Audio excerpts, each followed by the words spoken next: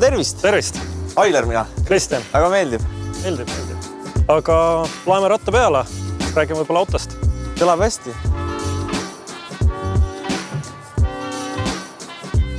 Millega meil täna siis tegemist on? Jaa, et täna me sõidame Volkswagen ID4-ga. See küll on natukene uhkem versioon. Et me oleme pannud suuremad väljad alla, ägedamad tuled, värv kõik. Et on ilusa näeb väga hea välja küll. Ja see isegi sisu on niisugune luksusauto karva pruun. Ja. Alcantara ma näen siin. Ja must lagi. On kasutatud häid materjale, nahatöötud armatuur ja... Ei, väga ilus, vahet ei ole millise nurga alt vaatad. Tuled ka on nagu ägeda kujuga, et kõik need IQ tuled ilusasti valgustavad tulede kontuurid ära. Et seal, kus peaks ilu võre olema, on tegelikult valgusriba. Kahjuks küll Volkswagen logo ei ole valgustatud, aga pimedas on see auto väga-väga efektne. Täpselt samamoodi on taga ka meil 3D tuled näiteks. Tuled näevad ees ka väga lahedad välja. Täpselt. Ja kui lähened veel autole ja auto uksed on lukus, siis auto pilgutab silma. Aha. See on sellised ägedad animatsioonid, et taga tuled on ka. Et kui sa vaatad, et nad on kõik nagu 3D. See on tõesti nagu... Ja jällegi, kui sa lähened autole, siis ta teeb ka niisugust ägedat tulede tantsu. Tuled jooksevad kokku ja ka, et valgusriba jookseb üle terve tagaosa autol. Aga lähme lõputsema. Teeme tiiru. Ja siis paned siit. Aga siin on ka see, et on drive ja siis sul on break. See on siis see regenereeriv pidur. Ma soovitan sellega sõita, siis ei pea praktiliselt piduripedaali näppima. Esimene asi, mida ma elektriautoga sõitis märkan, on see, et kui vaikne siin on, eks ole, et mingit mootori mürinat ega mitte midagi ei ole.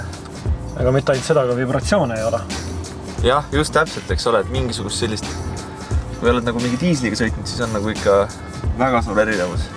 Kõik need faktorid, mis väsimust tekitavad ja stressi autosõidul, et nagu elektriautol elimineeritud. Mina pole varem seda teinud. Jah. Siin pool, ma saan aru, jah? Jaa, täpselt nagu tavalisel autol. Et vahetad peale, avad luugi, võtad korgi eest ära, siis võtame tankuri või kaabli. Täpselt samamoodi nagu bensuautol tankuri ots, paned sisse, meil hakkas tuli põlema, näitab, et nüüd auto aksepteeris ära, võtame kaarti, valime õige laadja, vajutame start ja hakkas laadima. Kõik. Kõige parem on see, et sa näed veel telefonist ka ära, kuidas ta laeb või siis autos sees, et ekraani pealt või siis selle ID-tulega see LED-riba, mis siis on Volkswagenite nii-öelda signature feature. Kas nagu on raske leida seda laadijat, kui mul kodus ei ole või on neid nagu igal pool? Ütleme nii, et see läheb iga päevaga tegelikult ju paremaks.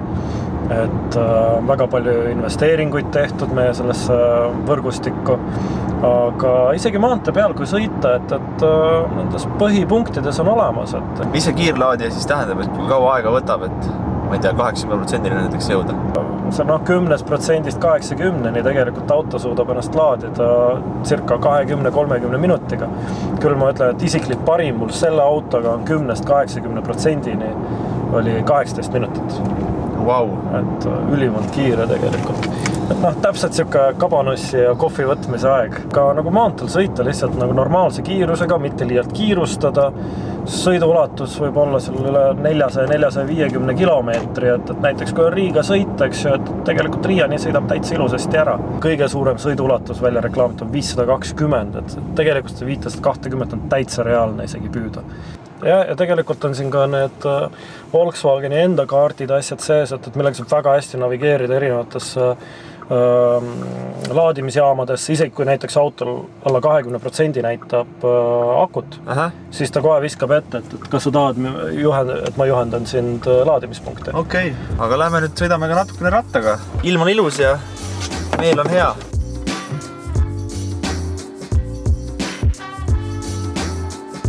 Mina olen kuulnud, et elektriautoga võib sõita ka bussi ajal. Kas see tõesti on nii? Jah, Eestis see täiesti on nii, et see on üks elektriautode hüvesid. Küll näiteks, kui sul on pistikhübriid, siis sellega ei saa. Tegelikult äge fakt, mis on nagu ID-mudelite puhul, on see, et autod saabuvad tehasest kliendini täiesti süsinikneutraalselt. Ehk siis, et selle auto tootmise, transpordi ja kõige käigus ei ole tilkagi CO2 väljutatud.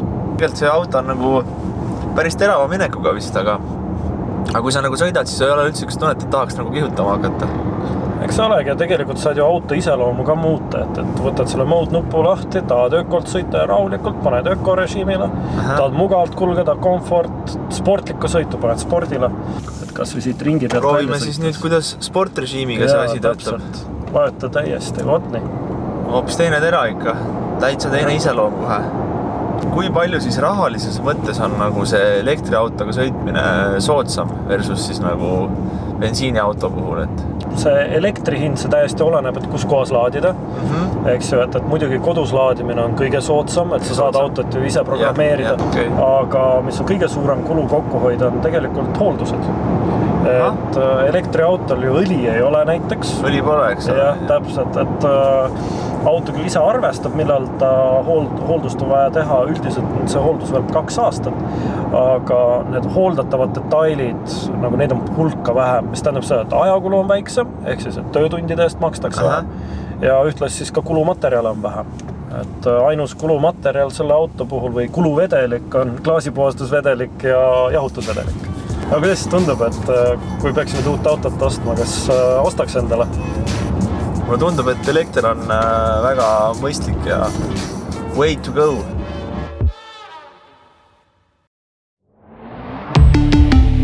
Volkswagen.